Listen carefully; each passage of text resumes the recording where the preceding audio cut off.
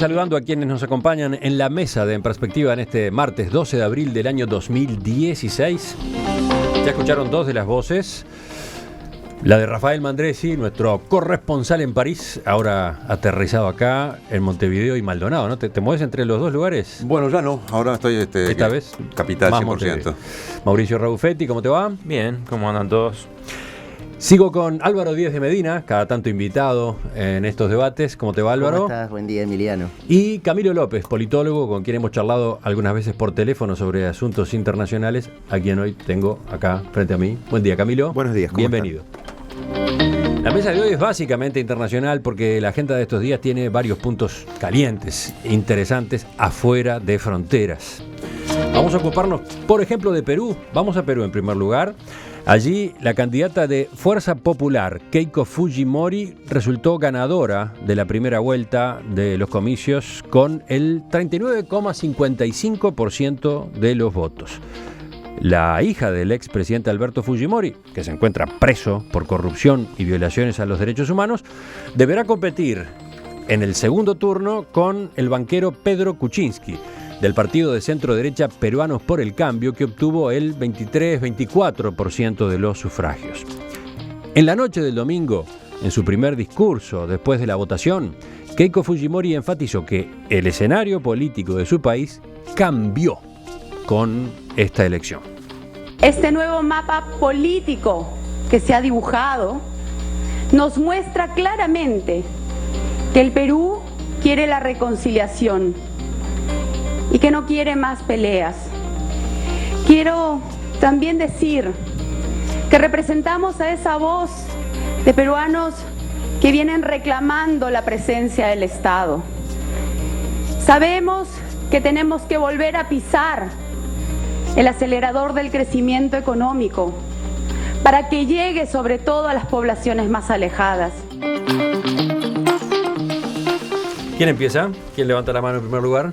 Bueno, yo estaba leyendo acá algunas de las propuestas de Keiko Fujimori y la verdad que la primera reflexión que se me ocurre es pobre Perú. Pobre Perú, porque realmente está proponiendo prácticamente una militarización de los edificios públicos, de las entidades públicas. A mí me hace acordar muchísimo algunas de las cosas que vimos durante el fujimorismo.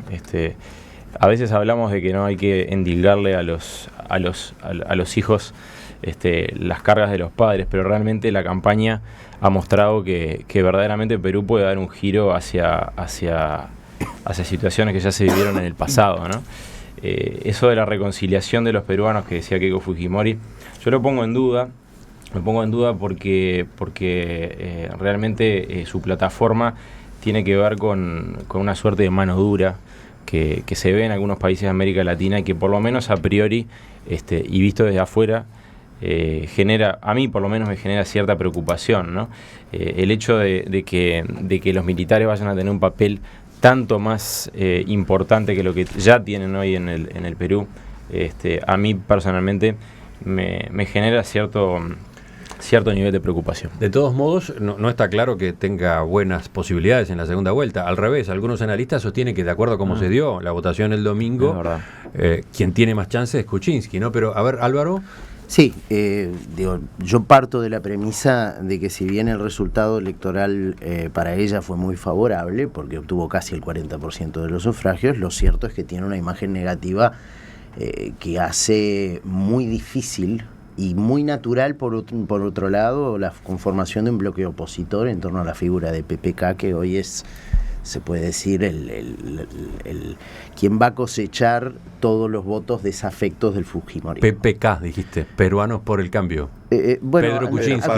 Pedro Pablo Kuczynski, Peruanos por el Cambio. Se lo conoce como PPK. En Perú. Uh-huh. Entonces, creo que ese es el primer aspecto. El segundo aspecto, y comentando el punto que trae Mauricio a colación, es que básicamente tampoco hay que darle a esa posición más de lo que es, me parece que es una postura electoral que está basada en el hecho evidente de que el tema de la seguridad pública está muy alto en la agenda política, es lo que genera más disputa en el público, y ella está jugando esa Decime si no te retrotrae al pasado fujimorista.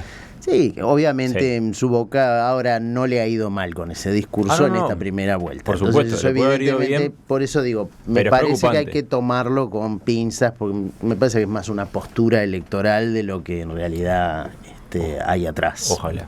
Rafael. Sí. Desde allá, desde lejos, desde Francia, ¿se seguía la elección en Perú, la campaña electoral esta? Sí. No con una intensidad extraordinaria, pero por lo menos en la prensa sí, en los medios electrónicos menos. Salvo en los canales de información continua porque hay que rellenar. Las dos o tres reflexiones que se me ocurren es, yo tenía una frase parecida a la que usó Mauricio para empezar, que parafrasea la vieja frase en relación a México, ¿no? Pobre Perú, tan lejos de Dios y tan cerca de Japón. Tan cerca de Japón. La situación, yo tiendo a compartir el punto de vista de Álvaro sobre lo que se viene, teniendo en cuenta sobre todo que el voto es obligatorio. Es decir, lo que podría cambiar, eso sería justamente que hubiera un conjunto de gente, por ejemplo, la gente que votó a Mendoza, que directamente no fuera a votar, solo que esa posibilidad en el caso peruano se reduce, no creo que se elimine por completo, pero se reduce significativamente siendo el voto obligatorio. ¿Quién es Mendoza? Mendoza es Verónica Mendoza, era la candidata del Frente Amplio, que era la tercera en disputa en el podio, digamos, y que finalmente quedó tercera. Claro, es un brete para la izquierda, ¿no? Porque la segunda vuelta va a ser entre derecha y centro-derecha. Sí, lo de centro-derecha también es discutible. Yo creo que entre derecha y derecha son distintas versiones. Una versión más liberal, una más liberal, exacto, y otra más económico. De todas maneras, a mí lo que me llamó la atención, repasando algunos temas de la campaña, y sobre todo, más que de la campaña, de las propuestas, es la pobreza, ¿no? De las plataformas de todo el mundo, por lo menos de estos tres candidatos, es decir, con algunas cosas muy, muy elementales, muy básicas, y con un énfasis muy grande en las personas.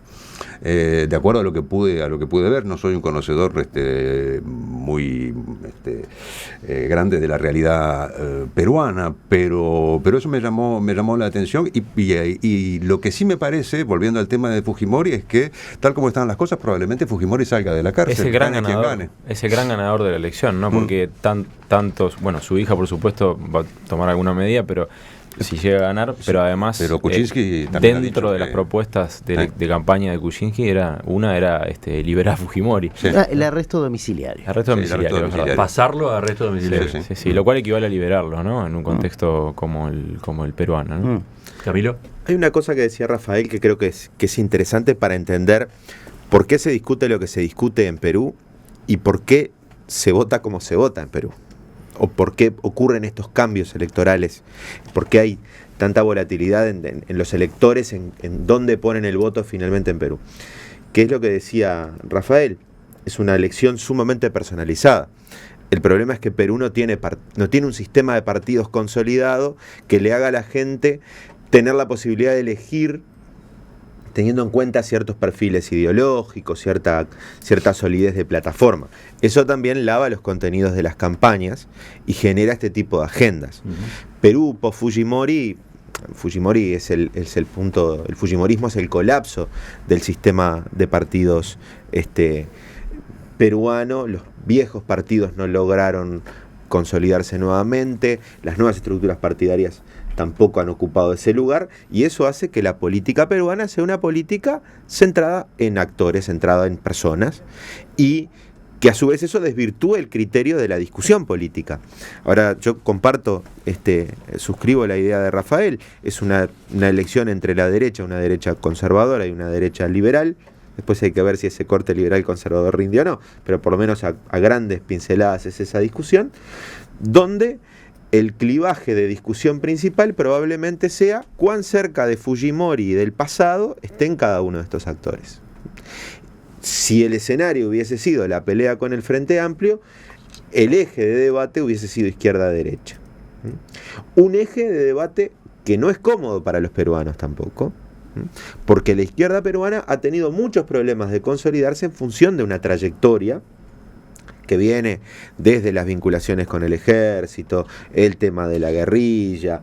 O sea, para los peruanos votar personas, a diferencia en el Uruguay, donde en el Uruguay gobiernan partidos y no personas, con algunos matices, Perú tiene una personalización muy grande.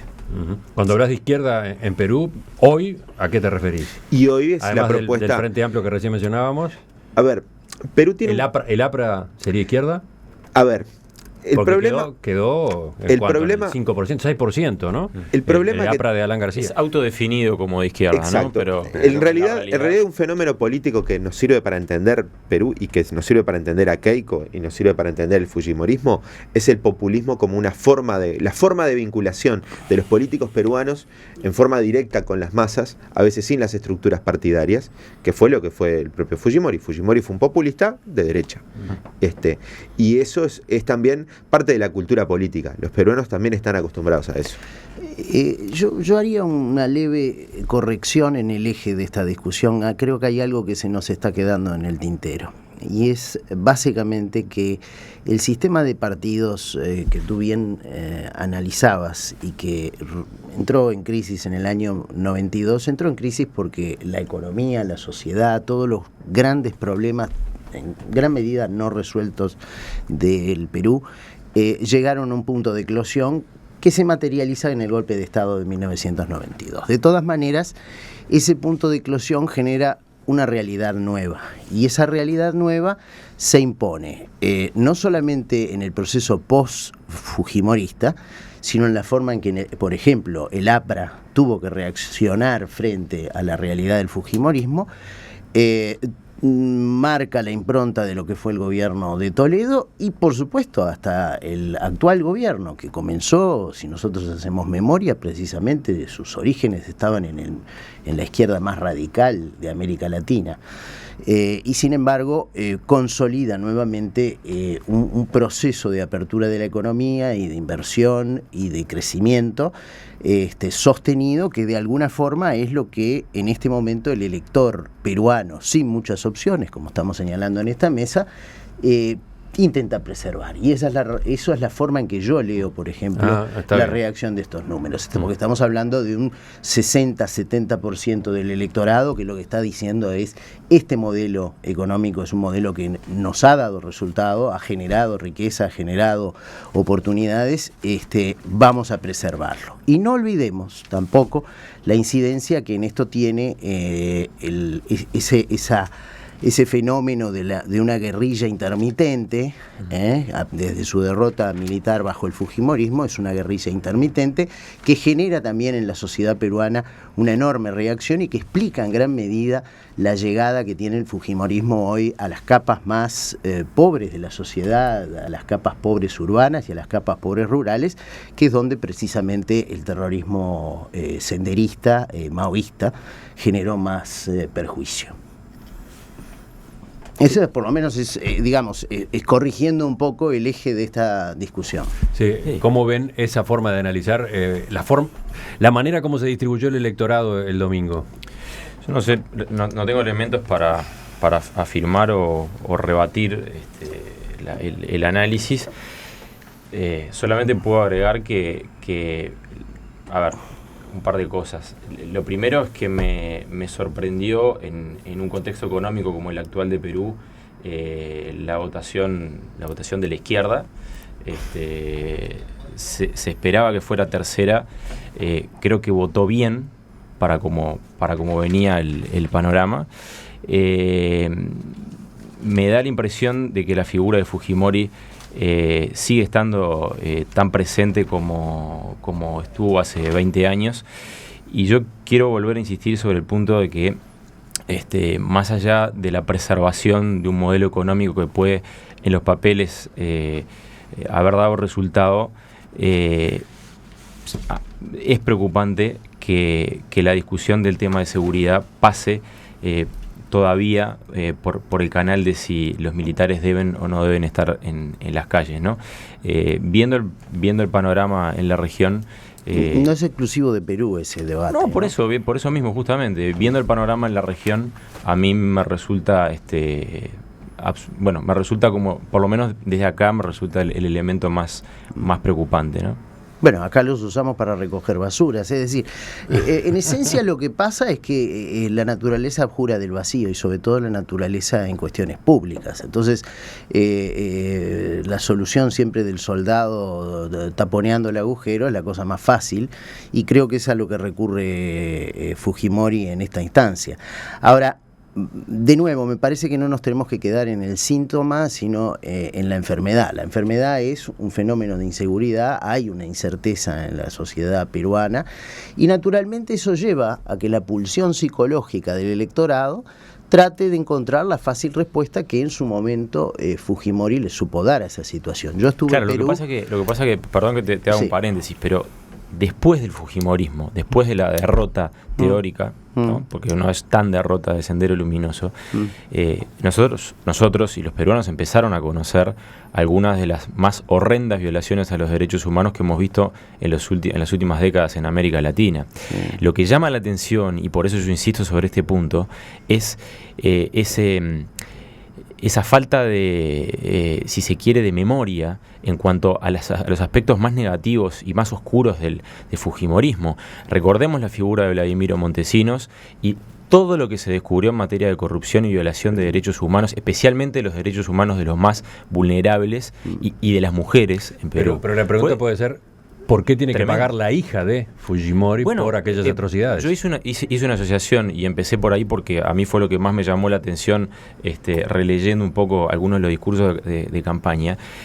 Me llamó la atención la similitud de algunos conceptos que maneja la hija con alguna de las ideas que aplicó el padre. Y por eso fui específico en decir, siempre en Uruguay en particular, nos referimos a no cargar a los hijos con las culpas de los padres, ¿no? Yo soy el primero en decirlo, pero en este caso la similitud y el hecho de que además el otro candidato que va a disputar, de alguna manera, trae la figura de Fujimori sobre la mesa y lo va a mandar a un arresto domiciliario simbólico, a mí en lo personal me resulta preocupante.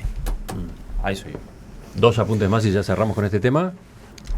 Primero, que el miedo es una sensación y que el uso político de ese miedo tiene la construcción de direcciones, ¿no? Me parece que hay que hurgar en la cultura política peruana y una cultura una sociedad donde la autoridad y en algunos sentidos el autoritarismo ha sido subrayado y considerado como parte del ejercicio del poder.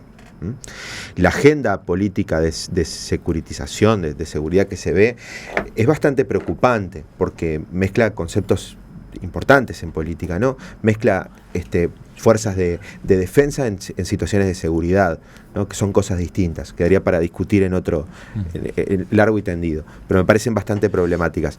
Esta necesidad, simplemente ya te dejo, es esta discusión sobre la seguridad, en el fondo es parte de una sensación o de un espíritu que recogen ciertos sectores de la sociedad peruana, que va obviamente quienes sienten mayores estos problemas, que son los más vulnerables, y esa sensación de mano dura o de pedido de mano firme es parte de la cultura política peruana, mirá acelerada en algunos procesos. Mirá qué curioso. Yo lo entrevisté a Toledo varias veces estando en Washington, y yo recuerdo perfectamente... Estás hablando del penúltimo presidente.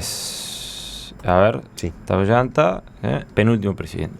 Antepenúltimo presidente. ¿Estamos de acuerdo? Ollanta Humala. Alan García, Toledo. Y Toledo. Antepenúltimo presidente. Que ahora se cayó a pedazos, ¿no? Votó 1,6%. De hecho quedó fuera del... Totalmente. Bueno, yo lo entrevisté a Toledo y yo recuerdo un discurso netamente económico. La parte, digamos, securitaria, la parte de seguridad era como una... Bueno, era su especialidad. Era su especialidad, pero además fue también lo que lo llevó a la presidencia. Sí. ¿No? Es decir, que no solamente la agenda de seguguridad... Bueno, PPK también está en esa línea, porque también es lo que... su área de expertise, ¿no? Claro. Yo no creo que por eso yo digo, no quiero monopolizar el intercambio de argumentos, pero yo pondría un ojo en cualquiera de los dos que ganen, digamos, para mirar hacia adelante en qué van a hacer en esa materia, ¿no?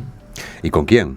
Porque si bien no necesariamente los hijos tienen que cargar con las responsabilidades de lo que los padres hayan hecho, habría que ver si, no lo sé, pero sí, porque estamos poniendo el foco en individuos, en los candidatos, a ver quién acompaña a Keiko Fujimori, porque de repente está toda la vieja guardia del chino y su baracutanga atrás, ¿no? Bueno, precisamente el último salto que pegó en la campaña lo pegó poniendo distancia con algunos de los nombres más cercanos a su padre, de manera que eso también muestra de parte de ella cierta astucia política, ¿no? También puede ser un manejo político. Sí, bueno, como todo dependerá de las segundas intenciones, pero bueno, a tanto no llegamos. Esto es por votos, ¿no? Esto es por votos. En esta vuelta esto es por votos. Correcto. En perspectiva, desde 1985. Agrego 2 mensajes de los oyentes sobre el primer tema, las elecciones en Perú. Dice Juan de Reus, las democracias latinoamericanas siguen siendo bastante proclives a los populismos de ambos signos. Se mantienen la pobreza endémica y el autoritarismo encandilado. Totalmente de acuerdo. ¿De acuerdo? Puede ser, pero no solo las democracias latinoamericanas. Claro. Cuando hablemos del tema de los refugiados, podríamos llegar a decir cosas muy parecidas sobre las democracias europeas. Exactamente, y lo pensé cuando tú estabas interviniendo. Muchas de las cosas que estabas diciendo se podrían trasladar a otros. Está muy bueno el concepto igual de Juan. Sí. Después está Marrón del Estadio, que vuelve con sus mensajes. Lo de Perú, otro índice del final de la izquierda en Latinoamérica. No se necesita ser muy politólogo para pensar, populistas frente a amplistas a poner las barbas en remojo. Yo no veo relación. ¿No? No, la verdad que no, porque pensar que Ollanta Humala hizo un gobierno de izquierda es un poco viendo las pero últimas. no parece que es eso lo que está diciendo. Está diciendo. No, dice el final de la izquierda, y la verdad que me parece que está comparando de alguna manera el final, con lo que alguna gente estaba vaticinando, el final del progresismo. No, por el contrario, y en el corte creo que estábamos hablando capaz de que eso. está hablando del resultado electoral, no tanto de cómo se está juzgando o no al gobierno de Ollanta Humala, sino de lo que la gente votó efectivamente en las urnas. Sí, pero presupondría, esa afirmación presupondría considerar a Ollanta Humala como un gobernante de izquierda, y eso es lo que yo no puedo hacer. Sí, es precisamente lo que veníamos hablando en la pausa, es decir, y ratifico mi intervención anterior. Creo que de alguna forma el problema o la situación que hoy enfrenta el Perú es que la línea económica que se empezó a trazar bajo el gobierno de Fujimori, luego le dio el triunfo a Toledo, luego le dio su segundo triunfo a Alan García, luego generó el cambio en el aire de Ollanta Humala, en la misma línea de continuidad, y es la que ahora le está dando este resultado electoral al país. De manera que creo que ahí hay una continuidad muy clara.